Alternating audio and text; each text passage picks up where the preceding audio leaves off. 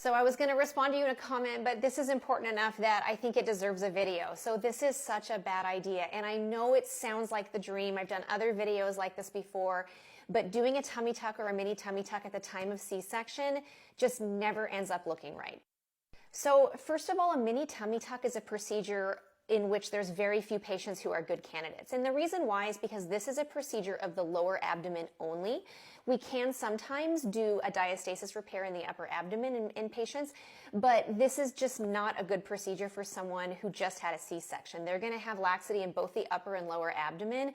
Not a good choice.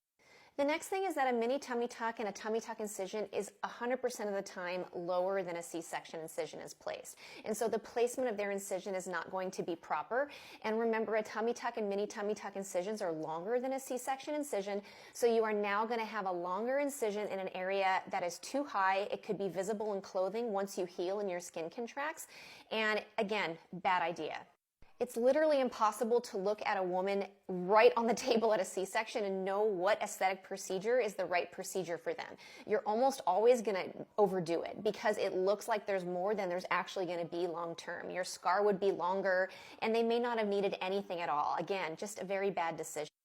Adding additional surgery at the time of C-section also is going to increase your complication rates like seroma, hematoma, wound healing problems, skin necrosis.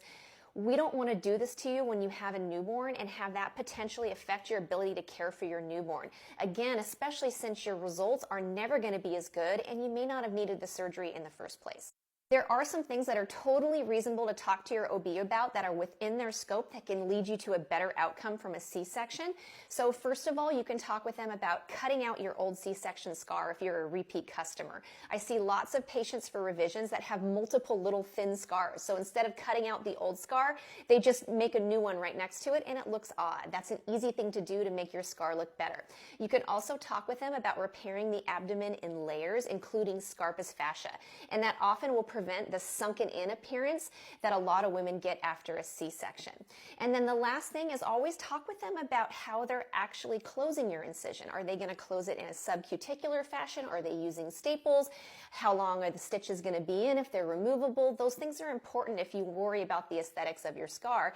And then finally, start some kind of scar therapy afterwards. Scar gel is really an easy thing to do. There's silicone products over the counter, and that can really make your scar look as good as possible.